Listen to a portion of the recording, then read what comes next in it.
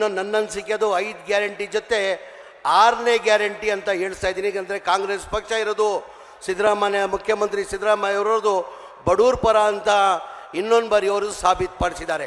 ಅದು 6ನೇ ಗ್ಯಾರಂಟಿ ಯಾವುದಂದರೆ ತಮಗೆಲ್ಲ ಗೊತ್ತೇ ಇದ್ದಂಗೆ ಸ್ಲಮ್ ಬೋರ್ಡಲ್ಲಿ ರಾಜೀವ್ ಗಾಂಧಿ AHPಯಲ್ಲಿ 2015 ಹಿಡ್ಕೊಂಡು 2023ವರೆಗೂ ಒಂದು ಮನೆ ಕೊಡೋಕ್ಕೂ ಸಾಧ್ಯ ಆಗಲಿಲ್ಲ. ಸ್ಲಮ್ ಬೋರ್ಡಲ್ಲಿ 1,80,253 ಮನೆಗಳು, ರಾಜೀವ್ ಗಾಂಧಿ AHP ಸ್ಕೀಮಲ್ಲಿ 53,680 ಮನೆಗಳು ಒಂದು ಮನೆ ಕೊಡೋಕ್ಕೆ ಸಾಧ್ಯ ಆಗಲಿಲ್ಲ. ಆ ಸ್ಯಾಂಕ್ಷನ್ ಮಾಡಿದ್ದು ನಮ್ಮ ಸರ್ಕಾರ ಇರುವಾಗಲೇ ನನ್ನ ನಾಯಕರಾದಂಥ ಸಿದ್ದರಾಮಯ್ಯ ಅವರು ಮುಖ್ಯಮಂತ್ರಿ ಇರೋ ಟೈಮಲ್ಲೇ 2016 ಮನೆಗಳು ಸ್ಯಾಂಕ್ಷನ್ ಆಗಿತ್ತು. ಈ BJP 4 ವರ್ಷದಲ್ಲಿ ಅವರು ಒಂದು ಮನೆಯೂ ಸ್ಯಾಂಕ್ಷನ್ ಮಾಡೋಕ್ಕಾಗಿಲ್ಲ, ಒಂದು ಮನೆಯೂ ಕೊಡೋಕ್ಕೆ ಸಾಧ್ಯ ಆಗಿಲ್ಲ.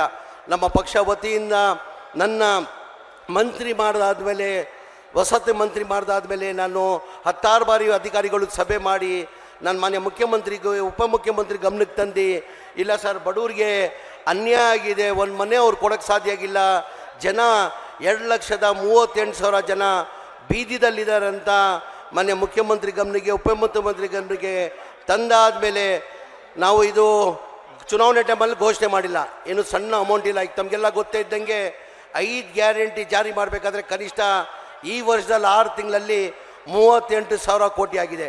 ಈ ಬರೋ ವರ್ಷದಲ್ಲಿ 1 ವರ್ಷಕ್ಕೆ 60,000 ಕೋಟಿ ಚಿಲ್ಲರೆ ಆಗ್ತದೆ. ಇದು 5 ಗ್ಯಾರಂಟಿಗಳಿಗೆ ನಾವು ಇಂಪ್ಲಿಮೆಂಟ್ ಮಾಡೋಕ್ಕೆ. ಅದ್ರ ಜೊತೆಯಲ್ಲಿ 8,000 ಕೋಟಿ ಕೊಡೋಕ್ಕೆ ಸಾಧ್ಯ ಹಿಂಗೆ ಅಂತೇಳಿ ಸಾಧ್ಯ ಹೇಗೆ?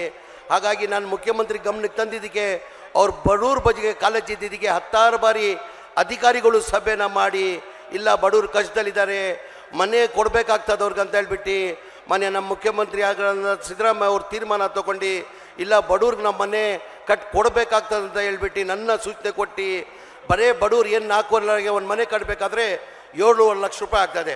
ಅಂದರೆ ಕೇಂದ್ರ ಸರ್ಕಾರದಿಂದ 1,500,000 ಕೊಡ್ತಾರೆ, ರಾಜ್ಯ ಸರ್ಕಾರದಿಂದ ಆಮೇಲೆ ಹಾಕ್ಕೊತೀನಿ, ರಾಜ್ಯ ಸರ್ಕಾರದಿಂದ 1,20,000 ಜನರಲ್ ಕೊಡ್ತೀವಿ. SC/ST ಇದ್ದರೆ 1,500,000 ಕೊಡ್ತೀವಿ. ಒಟ್ಟಾಗಿ 3 ಲಕ್ಷ. 7,500,000 ಲಕ್ಷದಲ್ಲಿ 3 ಲಕ್ಷ ಹೋದರೆ 4,500,000 ರೂಪಾಯಿ ಬಡವ್ರು ಕೊಡಬೇಕಾಗ್ತದೆ. ಬಡವ್ರು ಎಲ್ಲಿಂದ ಕೊಡೋಕ್ಕೆ ಸಾಧ್ಯ? 4,500,000 ಲಕ್ಷ ಕೊಡೋಕ್ಕೆ ಸಾಧ್ಯನಾ? ಹಾಗಾಗಿ ಒಂದು ಮನೆಯೂ 8 ವರ್ಷದಿಂದನೂ ಒಂದು ಮನೆಯೂ ಕೊಡೋಕ್ಕೆ ಕ್ಯಾಬಿನೆಟಲ್ಲಿ ತಂದು ಅದು ಅಪ್ರೂವ್ ಮಾಡಿ, ಇಲ್ಲ ಬಡವ್ರು ಬರೀ 1 ಲಕ್ಷ ಕಟ್ಟಲಿ, ಮಿಕ್ಕಿದ ಸರ್ಕಾರ ವತಿಯಿಂದ 5 ಲಕ್ಷ ಕಟ್ಟುವ ಅಂತ ಹೇಳ್ಬಿಟ್ಟು ಮಾನ್ಯ ಮುಖ್ಯಮಂತ್ರಿಗಳು ಉಪಮುಖ್ಯಮಂತ್ರಿಗಳು ಸೂಚನೆ ಕೊಟ್ಟು ಈ ವರ್ಷ ಒಳಗಡೆ 2,38,000 ಮನೆಗಳು ಕೊಡಬೇಕಂತ ಸೂಚನೆ ಕೊಟ್ಟಿದ್ದಾರೆ. 1,38,000. ಹಾಗಾಗಿ ಬರೋ ತಿಂಗಳು ಫೆಬ್ರವರಿಲಿ 24ನೇ ತಾರೀಕಿಗೆ ನಾವು ಕನಿಷ್ಠ 36,000 ಮನೆಗಳನ್ನು ಬಡವರಿಗೆ ನಾವು ಹಂಚ್ತಾ ಇದ್ದೀವಿ. 36,000 ಮನೆ ಅಂದರೆ ಯಾರೂ ಮಾಡೋಕ್ಕೆ ಸಾಧ್ಯ ಆಗಿಲ್ಲ. ಅಂದರೆ ನಾವು ಕಾಂಗ್ರೆಸ್ ಪಕ್ಷ ಮಾನ್ಯ ಸಿದ್ದರಾಮಯ್ಯ ಮುಖ್ಯಮಂತ್ರಿಯವರು ಬಡವ್ರ ಬಗ್ಗೆ ಕಾಳಜಿ ತೆಗೆದಿದ್ದು 6ನೇ ಗ್ಯಾರಂಟಿ ಅಂತ ಹೇಳ್ತಾ ಇದ್ದೀನಿ. ಹಾಗಾಗಿ ನಿಮ್ಮಲ್ಲಿ ನಾನು ಕೈ ಜೋಡಿಸಿದೆ ಇಷ್ಟೇ ಮನವಿ ಮಾಡ್ಕೊಳ್ಳೋದು, ಈ ರಾಜ್ಯ ಈ ದೇಶ ಉಳಿಬೇಕಾದ್ರೆ ಕಾಂಗ್ರೆಸ್ ಪಕ್ಷ ಅಧಿಕಾರಕ್ಕೆ ಬರಬೇಕು. ಬರೋ 2-3 ತಿಂಗಳಲ್ಲಿ ಪಾರ್ಲಿಮೆಂಟ್ ಚುನಾವಣೆ ಬರ್ತದೆ, ಲೋಕಸಭಾ ಚುನಾವಣೆ ಬರ್ತದೆ. ತಾವು ಲೋಕಸಭಾ ಚುನಾವಣೆಯಲ್ಲಿ ಹೆಚ್ಚಿನ ಸಂಖ್ಯೆಯಲ್ಲಿ ಕರ್ನಾಟಕದಲ್ಲಿ ಕನಿಷ್ಠ 25 ಲೋಕಸಭಾ ಸೀಟನ್ನು ಕಾಂಗ್ರೆಸ್ ಪಕ್ಷಕ್ಕೆ ಗೆಲ್ಲಿಸ್ಕೊಡ್ಬೇಕಂತ ನಿಮ್ಮಲ್ಲಿ ಕೈ ಜೋಡಿಸಿ ಮನವಿಯನ್ನು ಮಾಡ್ಕೊಂಡು, ನಾವು ಯಾವತ್ತಿದ್ರೂ ಬಡವ್ರ ಪರವಾಗಿ ಎಲ್ಲ ಸಮಾಜದವರೆಗೂ ಯಾವುದನ್ನ ಪಕ್ಷ ಇದ್ದರೆ ಅದು ಕಾಂಗ್ರೆಸ್ ಪಕ್ಷ. ಕಾಂಗ್ರೆಸ್ ಪಕ್ಷಕ್ಕೆ ಜಾತಿ ಅಂತ ಇಲ್ಲ, ಎಲ್ಲ ಪಕ್ಷದ ವರ್ಗವ್ರಿಗೆ ಜೊತೆ ತೊಗೊಂಡು ಹೋಗ್ಬೇಕಾದ್ರೆ ಅದು ಒಂದೇ ಕಾಂಗ್ರೆಸ್ ಪಕ್ಷ. ಕಾಂಗ್ರೆಸ್ ಪಕ್ಷ ತಾವು ಇತಿಹಾಸ ತೆಗಿರಿ.